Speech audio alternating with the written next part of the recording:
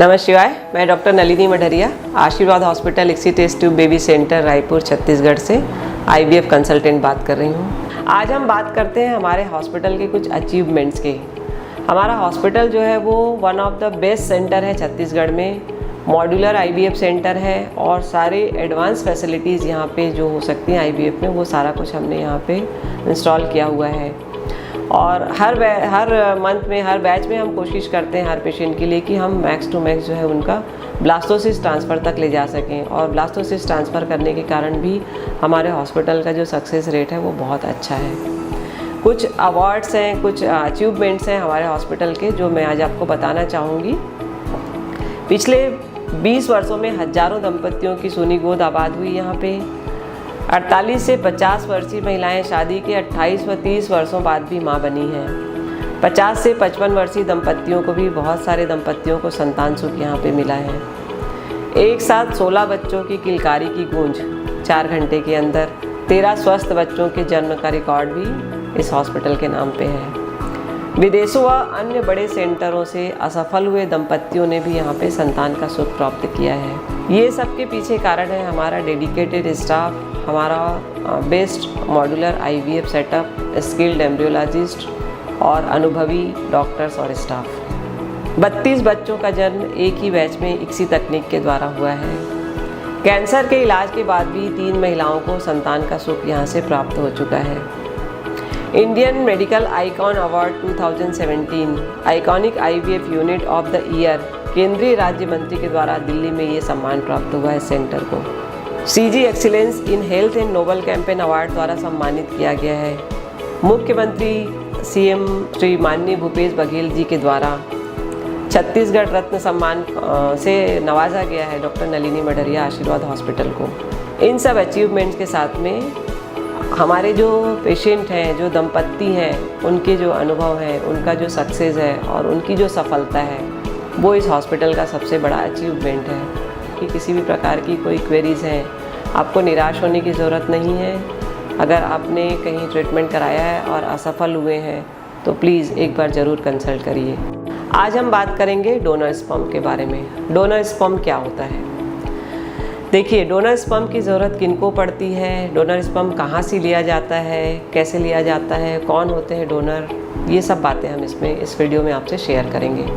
तो सबसे पहले हम बात करते हैं डोनर स्पर्म की ज़रूरत किनको पड़ती है। कोई दंपत्ति है जिनको कि इनफर्टिलिटी का प्रॉब्लम है, कंसीव नहीं हो पा रहे हैं किसी कारण से, और जब इन्वेस्टिगेशंस में पता चलता है कि जो मेल पार्टनर है उसका जो स्पर्म काउंट है वो 0 है। स्पर्म काउंट 0 होने के 2 कारण हो सकते हैं मुख्यतः। या तो स्पर्म बन ही नहीं रहा हो, प्रोड्यूस ही नहीं हो रहा हो, या फिर कहीं पे ट्रैक में कोई ऑब्स्ट्रक्शन है जिसके कारण से स्पर्म जो है इजैकुलेट में नहीं आ पा रहा हो।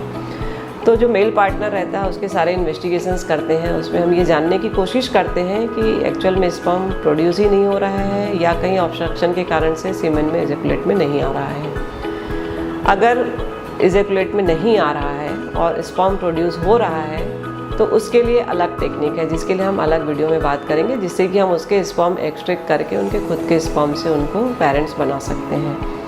दूसरी बात है जिसमें कि स्पर्म प्रोड्यूस हो ही नहीं रहा है। फीमेल को हम एग्जामिनेशन कर लेते हैं, उसका सारा वर्कअप कर लेते हैं और उसके बाद लगता है कि उसमें ठीक है और हमको डोनर स्पर्म से अगर प्रेगनेंसी मिल सकती है तो उसके लिए हम आगे प्रयास करते हैं।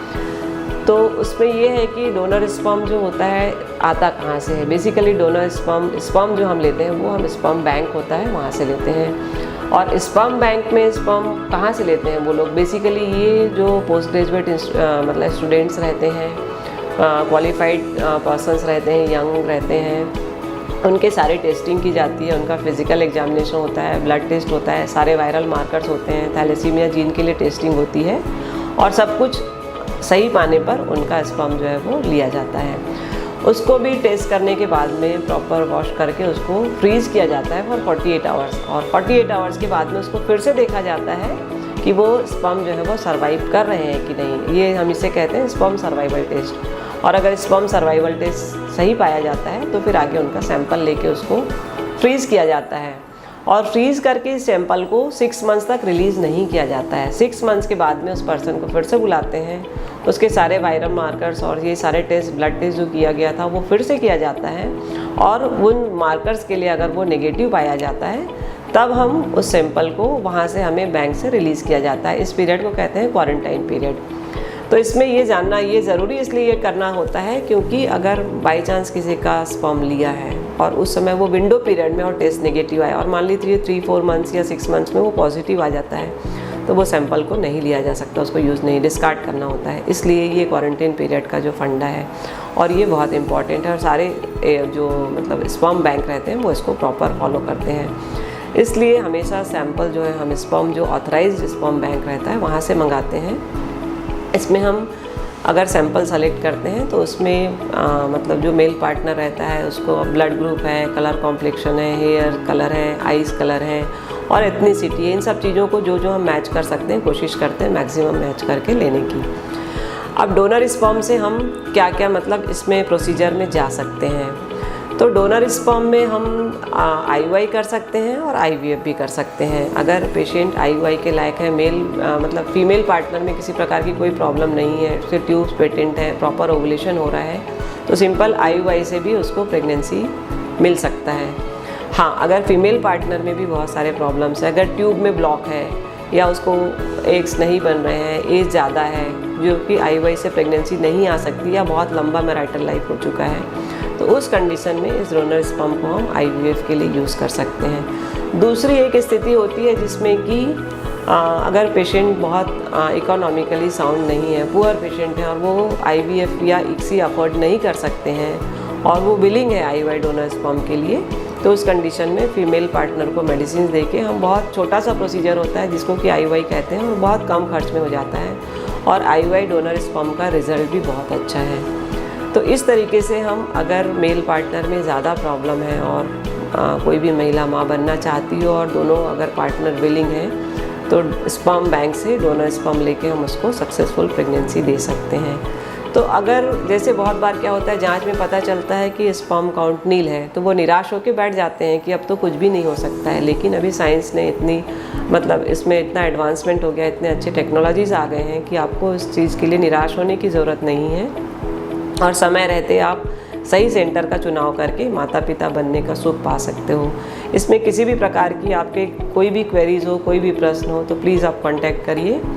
आप सेंटर में विज़िट कर सकते हैं, आपके कोई भी क्वेरीज़ हैं आप हमसे कंसल्ट करके उसका आंसर पा सकते हैं और अपने माता पिता बनने के सपने को सच कर सकते हैं। Thank you.